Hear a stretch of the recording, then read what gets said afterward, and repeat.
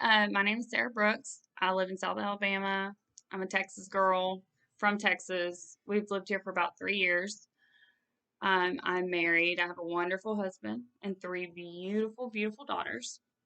I am sitting in our playroom right now because I've been putting this off for a very long time, or at least a month. I have a lot of people that have asked me about what we're doing and just our journey. What I'm going to talk about is not to offend anyone. It's just information. It's information that I wish I had had a year ago, 2 years ago, 5 years ago. That's it. If someone would have said this to me, I would have felt led a lot of different ways, a lot of different directions. So, kind of starting out, and this is going to be about my middle child. Her name is Kenna. She just turned 2. She's absolutely wonderful. Anyone that's ever been around her, her laugh is contagious. She's something else, let me tell you. Okay, so in the beginning, she was ginormous. She was 8'8", and I'm a smaller framed person, so that was pretty stressful C-section, thank God. Um, she was always ahead. She crawled early. She started babbling early. Um, she was just, she said, Mama, Dada, hey, bye-bye, night-night, all that stuff when she turned 1 in November of 19.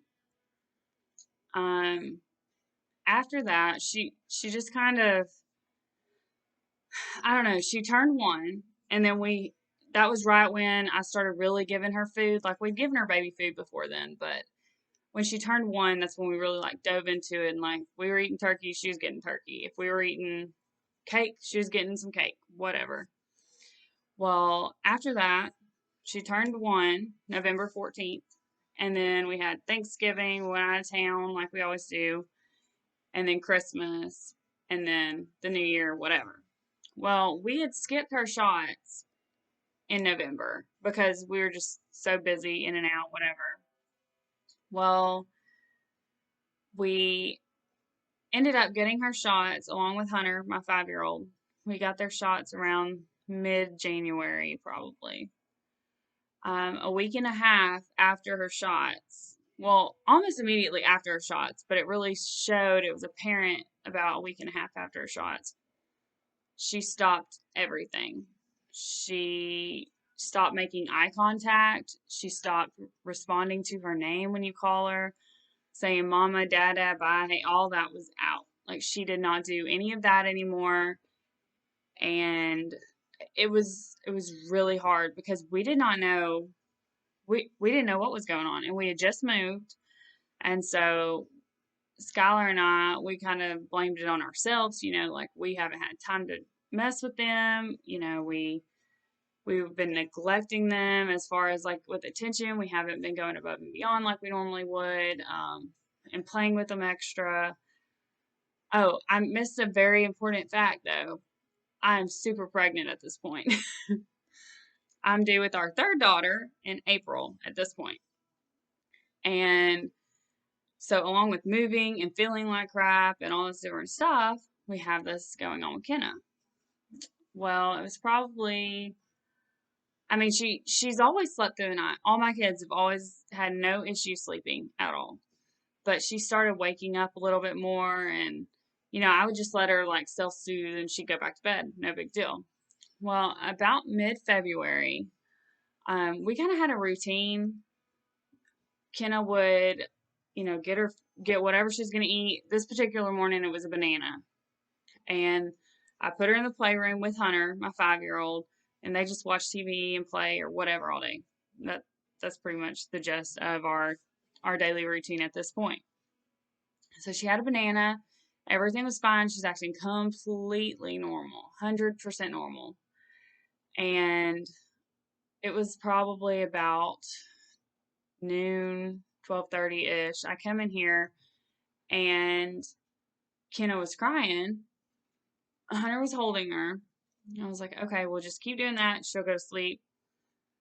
They do that every single day. So Anyways, I came in, she was still crying. Waited about 20, 30 minutes, come back in.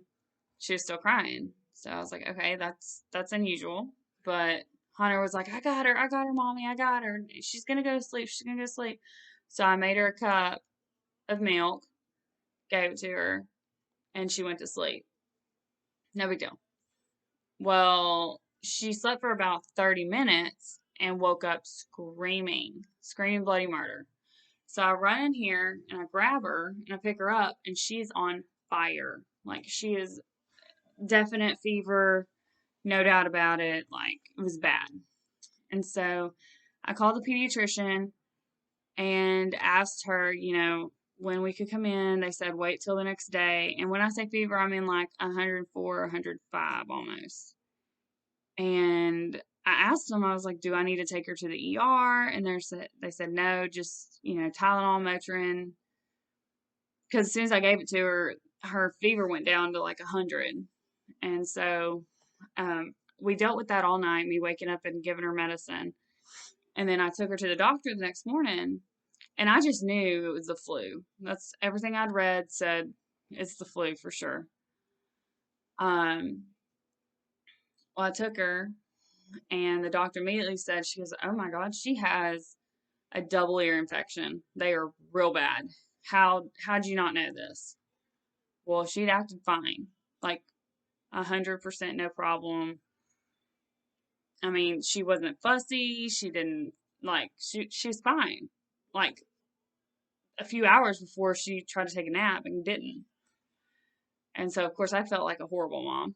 Um, they gave her a shot, antibiotic shot, and sent us home with antibiotics. She told me that if it was any worse, then we'd have had to go to the hospital, but thankfully it wasn't. So there's no telling how long she'd had it. She just, I guess, didn't complain about it. I don't know. Well, and this is in the midst of her not responding, not even trying to talk. She would eat and not interact with you at all. Like you were a thing. If she needed you to do what she needed you to do, then she would cry, but she wouldn't. She had no way of telling you. One time she was just crying, bawling her eyes out. She woke up and I went and got her and was holding her and loving on her, and she never quit. And it took me till 1 o'clock in the morning to realize that she was hungry, and she had no way to tell me. And so, in hindsight, I think, oh, duh, why didn't I think of that first? But it just, when you're in the moment, things, especially whenever you have so much going on and you get so caught up in everything that you just you miss the little stuff that whenever you look back, you're like, oh my God, I can't believe I didn't do that, or I missed that, or whatever. And so she got the horrible ear infection in mid-February, got the antibiotics, all that kind of stuff. And she was doing better. It took probably a solid 4 days before she didn't run any fever, which is insane to me because none of my kids at this point had ever had a fever that couldn't be broken with Tylenol or Motrin. It got low, but it never broke completely. So anyway, we go for a follow-up appointment at the beginning of March. I'm due with Joey in April.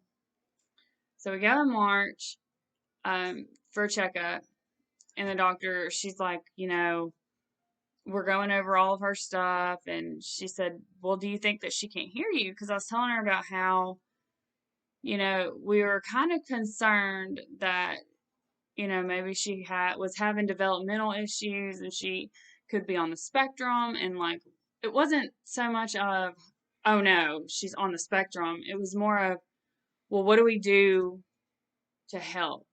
What can we do now to make it easier? If this is what it is, then we're going to deal with it. But we want to do like the most possible things that we can do for whatever she needs, And so her doctor at the time, she said, okay, well, let's make an appointment with the ENT just to kind of go over whatever and see what we can do, and just to make sure. Well, after we left that appointment, me and Skylar started paying better attention and kind of find out she couldn't hear us. She couldn't hear anything we were saying or doing.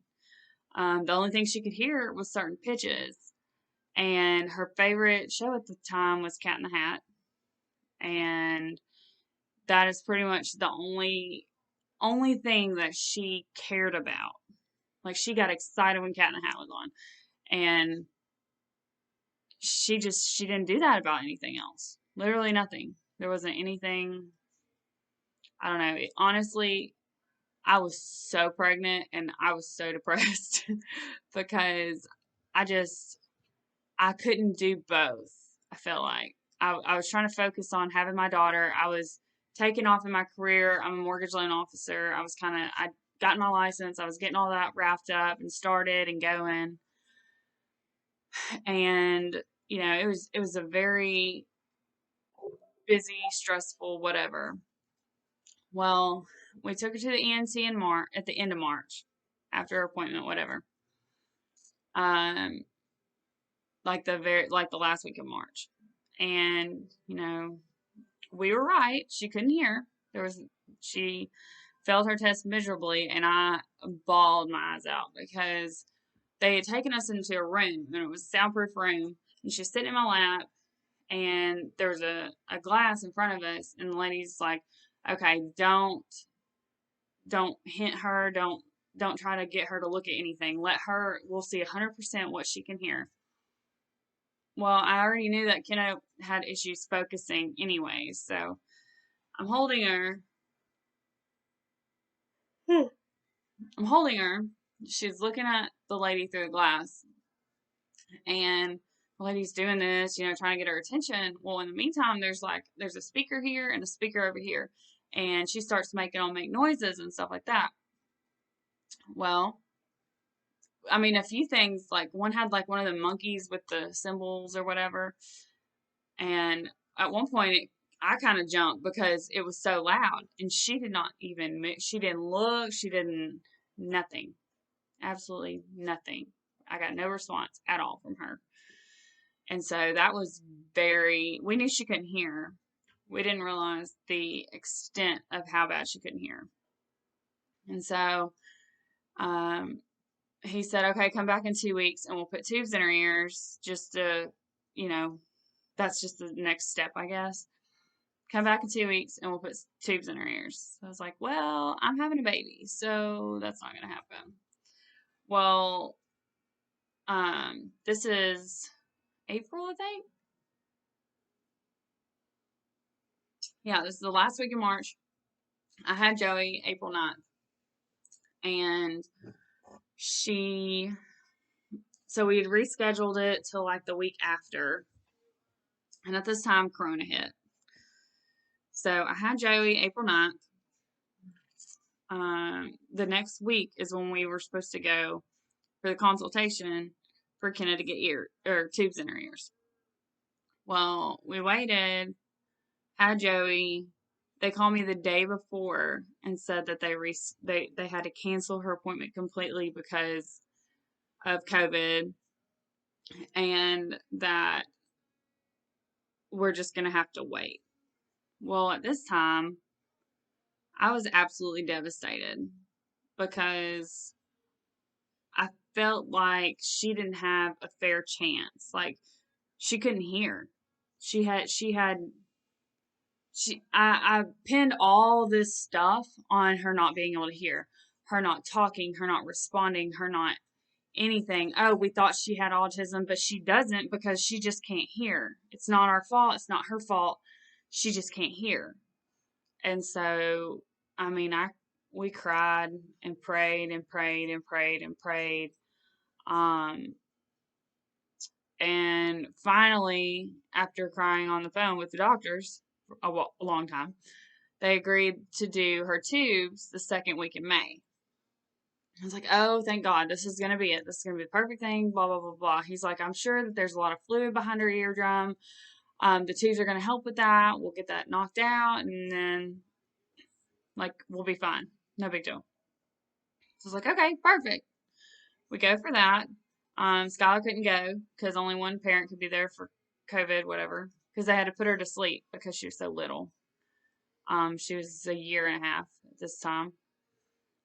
Um, so I'm sitting out in the waiting room waiting on them to finish whatever. Well, the doctor comes out and he's like, Sarah, good news, she did fine. Like, we didn't have any issues. She went straight to sleep with the medicine. They gave her oral medicine. She went straight to sleep. She was drunk on whatever.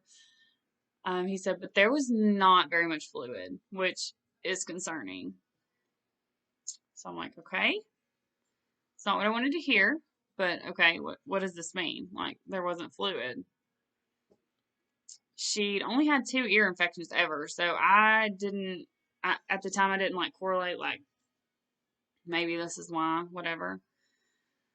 So he said, he was like getting me, I think he was like getting me prepared for if she continued to not be able to hear, what our next step would be, which would be go to Mobile, to the Women and Children's Center, and they would do other, I don't know. I don't know what they were going to do. He was just trying to tell me about it, and I wasn't hearing it. I was just upset because this was supposed to be a fix all. This was going to fix everything. She didn't hear. Now she's going to be able to hear because we're doing this. So, anyway, sorry, she, about a week later, we were doing something, and keep in mind, I'm trying not to make this a 3-hour video because I could easily because of how much detail there is. But we prayed and prayed and prayed, and we asked God, like, why is this happening? As far as her being able to hear, because like I said, I didn't think it was fair, and I know, I don't know. Anyways, a week later, she started being able to hear. Slowly, kind of, we didn't understand why, but we were not, like, we were just thankful. We were happy. We went for another ENT appointment at the end of May, or maybe it was early June, something like that. And they said everything was perfect. They don't know why, and we're believing that it was God and He just healed her, and we're thankful. But they said they don't know why, but she's fine. So there was that.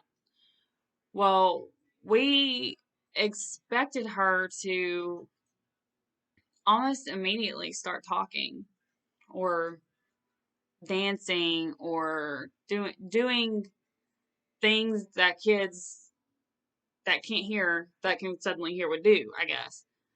And she wasn't. She didn't do any of it. Now it's just like she's ignoring us, but she could actually hear us, but she just didn't care what we were saying about anything. And so we started, I called her pediatrician, just saying, you mentioned early intervention, which is a system. I think every state has it, but it's a system through Alabama where taxpayers pay for it, but it is for kids that are delayed. They go in normally to your house. They do an evaluation. They go to your house and just kind of help you, I guess, as a parent, like tells you what to do and how to fix it or not fix it, but help further along everything that you're dealing with, whatever it is. Um, it's autism based. It's for a lot of kids that are on the spectrum, but not always. Sometimes they're just delayed, and which is what we were hoping. She was delayed because she couldn't hear. Everything was because she couldn't hear at this point. And so we started early intervention in June, and we had our initial whatever consultation, and they set us up for an evaluation. Well, because of the coronavirus, we couldn't go in anywhere. It was all through Zoom, which was fine, I guess, whatever. So we were in a room, or our room, her room, whatever. And there were some toys. They told me what specific toys to put out, and they watched her and all this kind of stuff and asked me a bunch of questions. Well, at the end, they sent me a long, like, explanation of what they evaluated, what they thought, what we need to work on, the different kind of therapies that were offered, things that we could do, everything. And so I got the list, and on it, her growth skills as far as like climbing and jumping and whatever were right on. Keep in mind, she was 20 months at this point, so this was 4 months ago. Yeah, it's like June, July. She was 20 months old, or about to be 20 months old. Anyways, um, they told us that we needed to um, really think about the different things that they were offering, because her growth skills were fine, but her social skills were the same as a 2-month old. Her cognitive skills were about a 6-month old. Like, all of her different developmental stages that she should have like been way past or whatever, she was like less than 7 months on every single one of them except for gross motor skills, and she was at 16 months and she was 20 months. So at this time, I have a 2-month old, I have a 3-month old, whatever, Joey, and she was looking and smiling and whatnot way more than Kenna. So this was, again, it's been a crazy year. This is absolutely devastating for me as a mom, because I had to sit back and be like, okay, she can hear. It's not on anything. We don't know what's the problem at this point. Why? Why did God give us this to deal with? And I think part of it was like, I was kind of selfish, I guess, because I cared about her. I care about like who she can be and what she's going to be and everything a lot. Obviously, I'm her mom, but it was selfish as far as like, this is mine. I hear about kids being behind and having trouble and doing this and doing that, but this is mine. Like, she's mine. Why why is this happening? And it was a very real, like, God did a whole lot in me with this, because it was, like I said, it was very real. This was my baby. She wasn't where she needed to be. And at this point, it's not that I thought it was my fault, but I felt like I went so long without knowing that this was the problem, and I kept blaming it on something else, that I didn't help necessarily. So they set us up for speech twice a month, because at this point she's not saying anything. She's not saying mama, dada, bye, hey, nothing. Nothing at all. Nothing. Cold turkey, nothing. She makes sounds, she whines. At this point, she wouldn't even bring me something. Like, if she wanted me to open it or if she wanted me to do something for her, I had no way of knowing. She was just like having a 6-month old that could walk around and put everything in their mouth and eat it. Everything. Like crayons, everything. And so we started early intervention. Let's see, July, August. In August. Well, we had speech twice a week and OT once a month. Wait, speech twice a month and then OT once a month. And it all had to be through Zoom meetings, which sucks, for the record. I'm so thankful for it now, but basically it was just the therapist telling me things that I could do. Well, a lot of the things that I was doing, or they were telling me to do, I was already doing. But it wasn't helping her. She was still in the same bubble, I guess. I don't know. I cannot put into words or express how many times, how many nights that I have bawled my eyes out over this. At this point, for sure. And this is in August, so 3 months ago. It's crazy. Anyways, the end of August, I was reading a bunch of stuff, and my kids all have always been, Hunter and Kenna, they've always been super big milk drinkers. They drink milk in the morning, they drink milk in the evenings, they drink throughout the day. Hunter could drink a gallon of milk a day at this point. Kenna probably could have too, honestly. But anyway, so the end of August, I was just doing some reading online, got on a rabbit trail, whatever. And I read something about dairy and the hormones and all this different stuff. So I went and I asked her speech and OT ladies about, what they thought about going dairy free. And neither one of them was like, no, don't do it. But they just kind of assured me this, do whatever you think you need to do. And we'll see what happens. You don't ever know. Like, she could, I don't know. Maybe it could help something, at least help her stomach, because she had a really, really tore up stomach all the time. And I kind of, I don't know, I blamed it on stress a lot. I figured she was just stressed out because she was trying to, I don't know, like she wanted to tell us things that she couldn't tell us. So I don't know, I assumed that's what it was. But anyway, so this is end of August. We went dairy free completely. Other than I give her butter. Like if I was cooking something that had some butter on it, I'd give it to her. I know that doesn't even make sense, but that's just what I did. I don't want it to sound like I went completely on dairy, but that meant no milk. We were doing water, juice, whatever. I had tried soy milk a little bit at this point and almond milk a little bit, but wasn't completely committed. Well, at the beginning of September, we started doing speech twice a week. And conveniently and thankfully, the same person that was doing early intervention with us, her name is Francie. She is wonderful. I do not know where or what I would be doing right now if it was not for this lady. She opened up her own clinic near where we are. And so I was like, okay, perfect. We don't have to do the early intervention speech through the Zoom. So I'll just take her there. So we started going to speech twice a week. And I'm sure she got tired of me real quick because all I would do is like go to her and just like vent and vent and vent. And,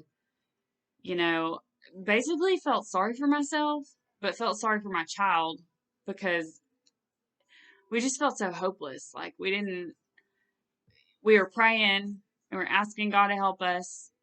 And I know He was doing something because things kept lining up as far as like getting to go to speech and all this different stuff. But like, I didn't know.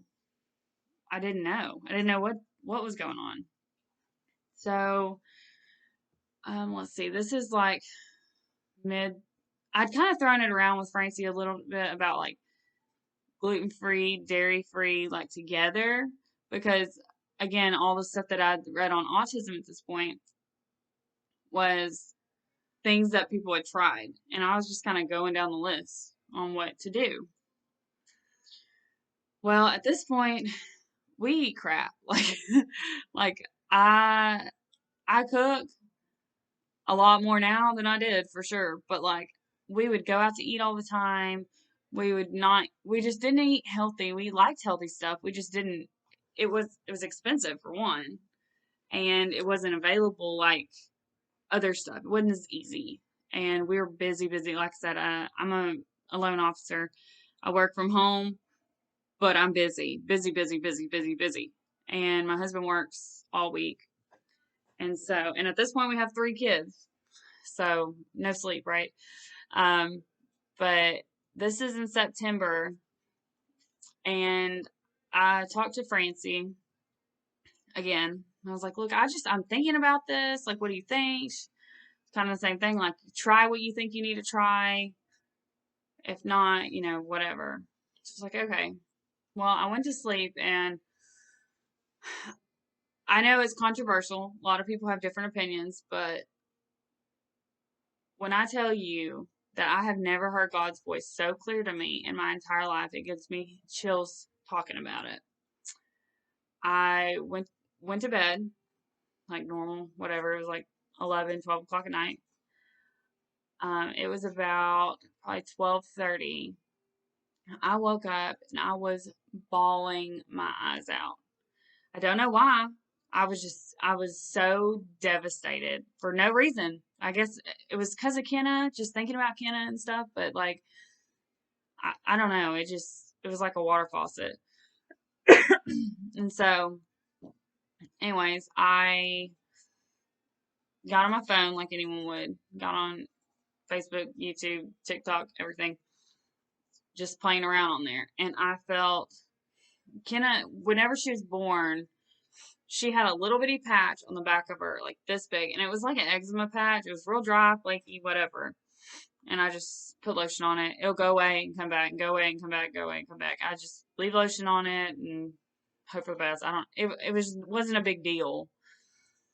Well, something told me, and I mean, like I said, I'm 100% positive it was the Lord. Just He laid it on my heart, and I'd been praying and praying and praying, and finally He said something.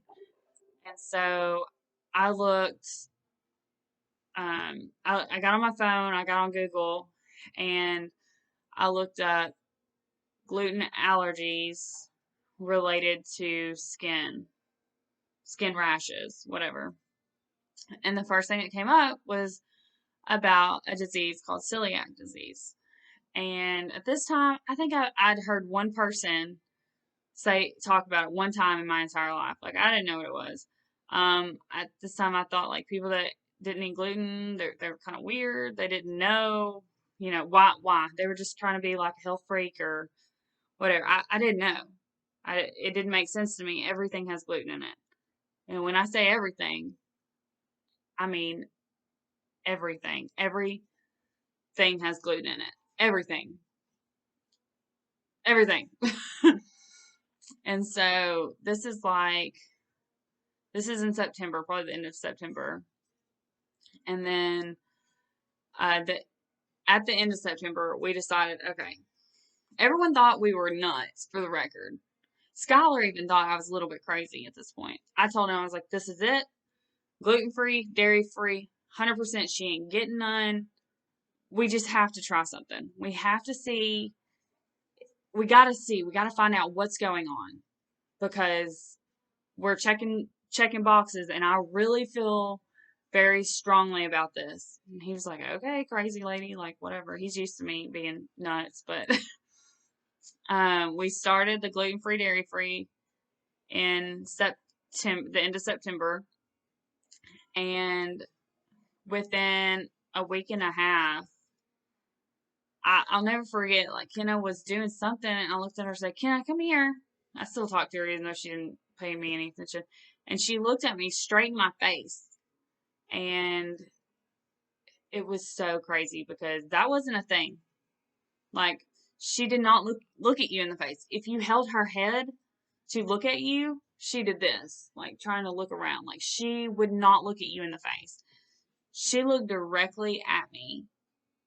And I was like, okay. I said, bring that to me. Bring it here. And she had a bag of something. And she brought it to me and handed it to me. So I like started bawling. I was like, oh my God, what's happening? And it sounds so crazy, like your almost 2-year-old brought you a bag of chips or whatever it was. But she never done that. She never made eye contact. She never communicated at this point. So, I'm sorry, I left out a big part. Beginning of September, we went to the developmental center to test for autism. They did the Bailey's test, which is the first whatever. And, said obvious, like she has very, very, very strong telltale signs of being autistic. But we have to do another evaluation, but we don't do those till she's 2, and she didn't turn 2 till November. So they rescheduled it for November. And so, okay, back to where I was. So she started responding to me. And at this point, I don't know, it was weird. It was like we were going to the speech every week, and Francie was like, "Wow, this is really neat. Like it's working. I've never seen it work like this." She said, "I've seen it change behaviors, but this is like a whole nother child. Like what's going on? Why?" And at this point, I think I was giving her cheese and butter when it was like in something. I didn't completely avoid it, but as far as like everything else was, and I'd noticed like her rash had started getting, it would get better and then it'd get way worse and then get better and worse. And then it started to spread and it was on her chest and it was on her arms. And so we were doing the gluten free, dairy free, whatever. And then Francie was like, like you're super into doing the gluten and dairy free, and it seems to be doing something. We don't know what it's doing exactly, but it's doing something. Why don't you? There's this doctor that someone that comes in. She told me about. It's all natural, and it's worth a try just to see what they have to say, what kind of testing they can do. Because, like I said, she'd always had stomach issues, and switching up, not drinking any milk and only drinking almond milk or whatever was kind of messing with her stomach real bad. And so we made an appointment with this doctor, and we got in like super quick. Started talking to her, and we did 2 tests. Keep in mind, insurance doesn't pay for any of these, and so they were very, very, very, very, very, very, very, very expensive. But it was worth it. We had 2 tests. One we still haven't been able to do yet, but we went ahead and bought it, so we're just kind of waiting. But one of the tests that we did out of the few it was called an IgG test. And what it did is tested for intolerances and stuff like that. Well, the doctor, I mentioned the thing about celiac disease. She asked me a few questions, and by the end of it, she was like, "Yeah, it could be that. It could be celiac, but we don't know. She could just have intolerances." And for those that don't know, because I did not know, I had no idea at this point. I had like I said, it's completely new to me all of it. It's just crazy, insane that your food or anything at all could affect you like this. But anyway, she explained the difference in an allergy versus intolerances. So if someone asks me right now, like, what's the deal? I say, oh, she's allergic to gluten, like she can't have it. But technically, she's not. Technically, she has an intolerance to gluten. And the difference is an allergy, like a peanut allergy or, being allergic to almonds or whatever, it's immediate. You have it, you go into anaphylaxis, and you could die immediately. An intolerance is a little bit different. An intolerance takes 72 hours completely, a lot of times sooner, but it can take up to 72 hours for your body to have a reaction to it. And the way that she described it was in your intestines, your body doesn't absorb certain nutrients or it rejects something like that. I don't remember exact wording. But the IgG test tested over 200 things to find out what her intolerances were. So it's like, okay, whatever. The gluten-free, dairy-free, that was completely random and it was a good guess. Like, I'm thankful. Like I said, I feel like that's what God told us to do and we did it, thankfully. And here we are. But we did the IgG test and she said, it'll take about 2 weeks to come in, but just keep doing what you're doing and we'll go from there. Well, we got the results back and come to find out, when I say allergic to, I mean she was highly intolerant of whatever. She was very, very, very high scale, very, very, very on the very, very, very high scale of allergic to cow's milk, cheddar cheese, all forms of gluten, all forms, all of them. She can have, I think it's oats, but as far as grains, none. Wheat, none. Like very, very, very, very high allergic. Um, and there was a few other things on there that were just like, oh my gosh, you know, we didn't know. Some of the stuff I was still giving her because I didn't know necessarily that it was that form or that whatever. Because they trick you on labels because sometimes it says it's gluten free, but it still has forms of wheat. And so kind of keep that in mind if you're doing gluten free, dairy free, whatever. Um, so yeah, we got those results back and we were just like, it's kind of like something, but you know it deep down, but whenever someone says it or you see it, you're like, oh my God, like you're still surprised even though like you knew.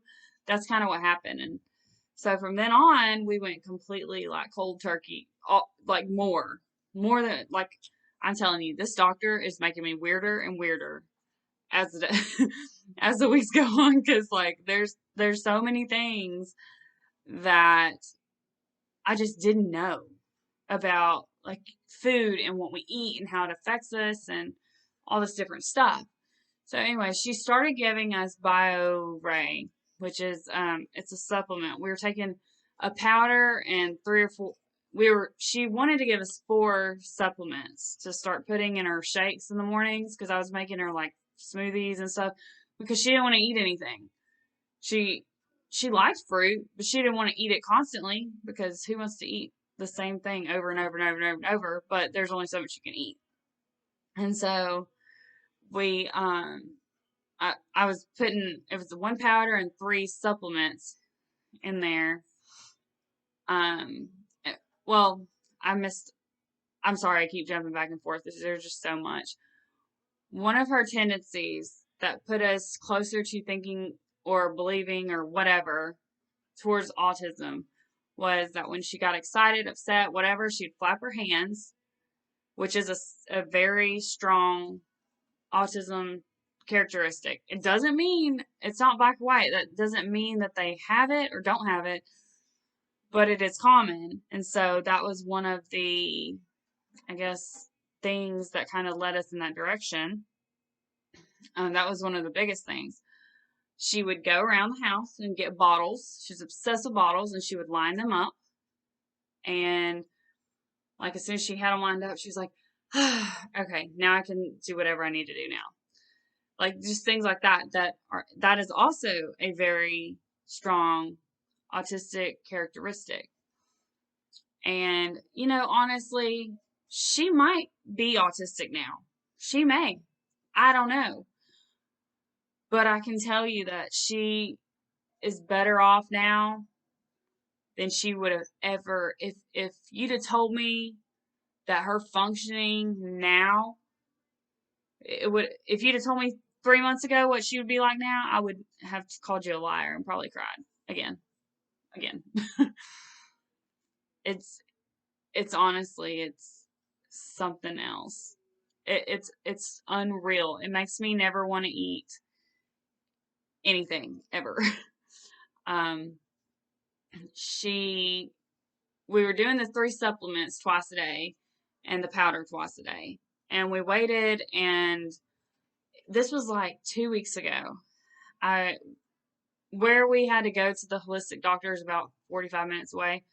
So I didn't have a chance to go, but we were missing one of the supplements. She wanted to give us 4. And I went to get the supplement that we were missing. Well, I started giving it to her like she was telling me to, and she wanted me to increase the other supplements because she said she had what was called leaky gut, and basically it was like her intestines and stuff were so like inflamed, and it was making her brain swell, and that was what the issue. That's what was causing all these problems, like her not responding. She said the amount of bad that she had in that, the amount of negative, even us with us being gluten free for at this point, it was like a month and a half, mostly gluten free. and mostly dairy free. She said even with all that, she was still in a fog. She said it's kind of like being dehydrated, but not. It takes all your energy. She said the reason she wasn't responding to your name is because she didn't care. She was so out of it. And from being a baby and not knowing that you're out of it is even worse.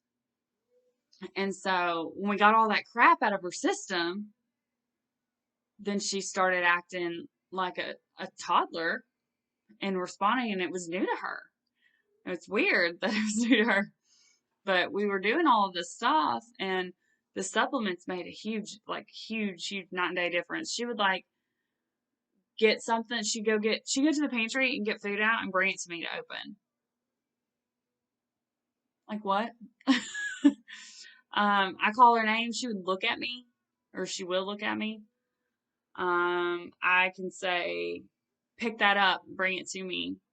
If I'm right there, she'll pick it up and here you go. Or I'll say, let me have that, and she'll give it to me. 3 months ago, she would have looked at me like I was dumb and walked off. Or acted like just straight ignored me. Like she was in a daze. She was in a funk. She was not herself. She was not here. She wasn't present. She was somewhere, but she was not in our house. She was not here. And so I think that's one of the biggest things that I was just like, oh my God, she can hear me. Like she can hear me. She can hear me. She's listening to me, even if she's not doing exactly what I'm telling her to do. Like she can hear me. So anyways, we went, got the last supplement, started giving that to her. 2 days after, she started flapping her hands again, and she almost completely stopped doing that.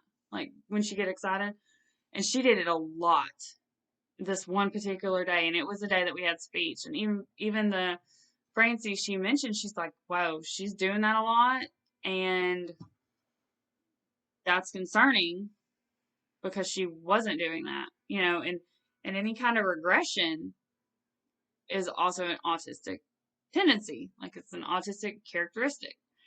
And so, she's like, that's concerning, but one day at a time, we'll kind of go from there, whatever. So I was very upset, like very, very upset because I'm like, oh my goodness, we've done all this for nothing. And she's backtracking again. And we've made all of this progress. She still has not said any words like mama, dada, whatever. Well, I say that she'll say bye-bye sometimes and do her hand. And then we would go 1 and she'll go 2. She was doing it, but when I started giving her this new supplement, she stopped doing it. But I didn't make the connection in my brain. I was just like, I don't know.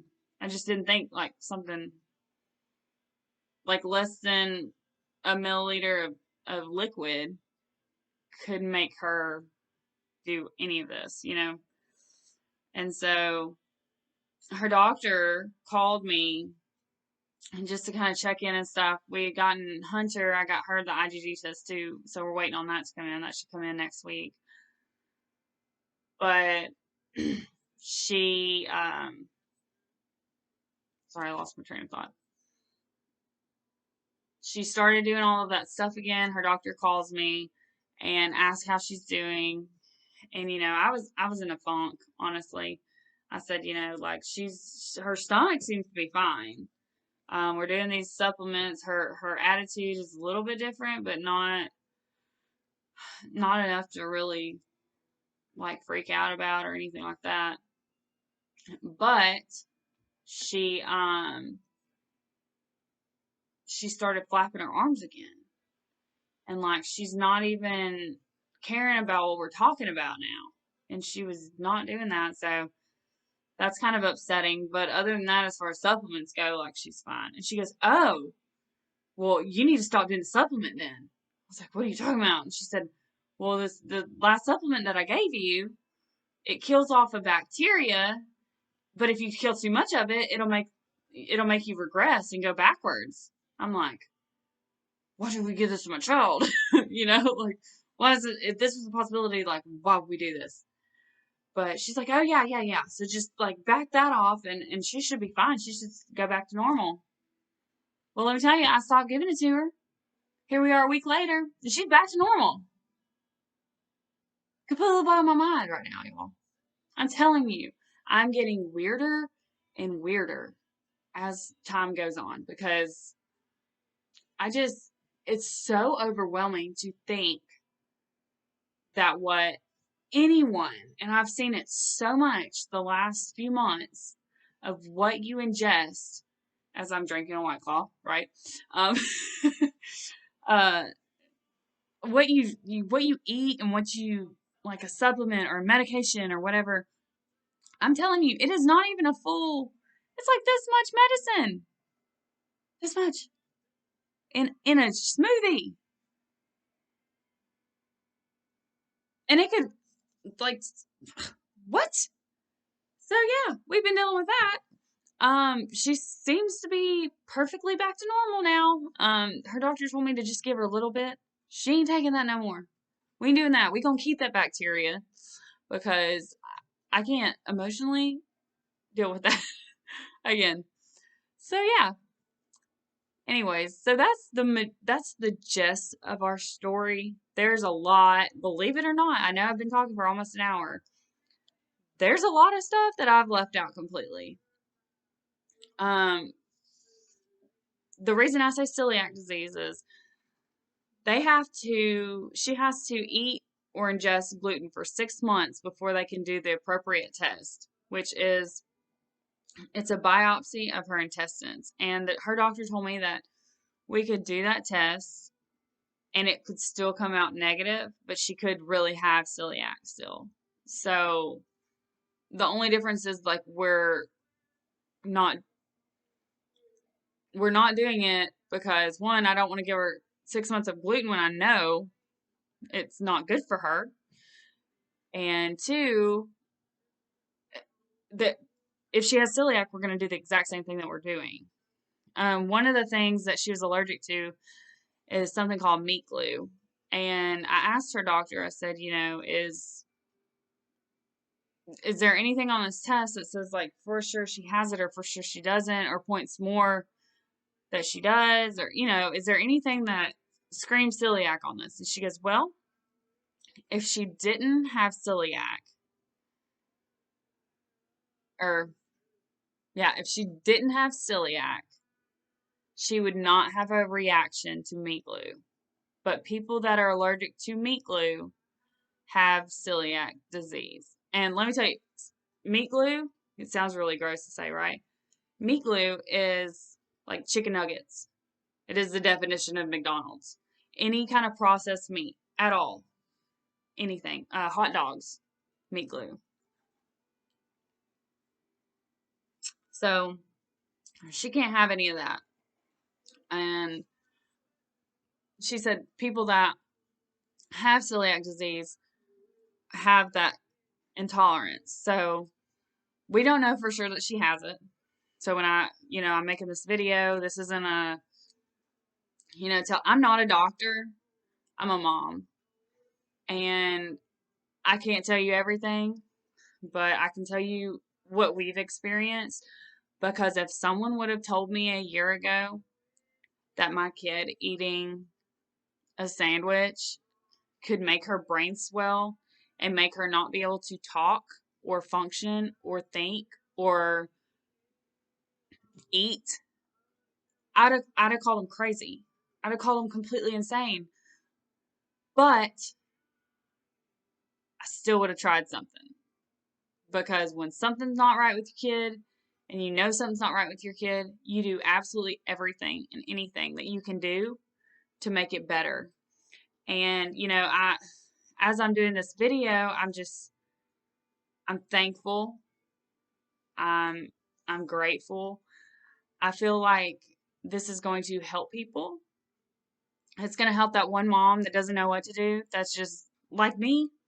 I looked on YouTube. I looked on internet. I looked on Google. I looked in the Bible. I looked in the encyclopedia. Like you name it, I looked there to find answers. And this is not, like I said, she could still have autism. I'm not blind. And if she does that, if she does, I'm a lover the same. You love them till it hurts. But she's gonna be okay. She's gonna be okay. And for me, it was really hard to grasp everything. For Skylar, it was really hard to grasp everything. But diet matters a lot. And as weird as I sound saying that, because this doctor, I'm gonna blame her for this. I'm thankful, but I'm gonna blame her. There are other options. You don't have to, and I didn't even touch on vaccines or any of that. That's another video. That's another day. If you want more information on that, let me know because I've done my research on that too.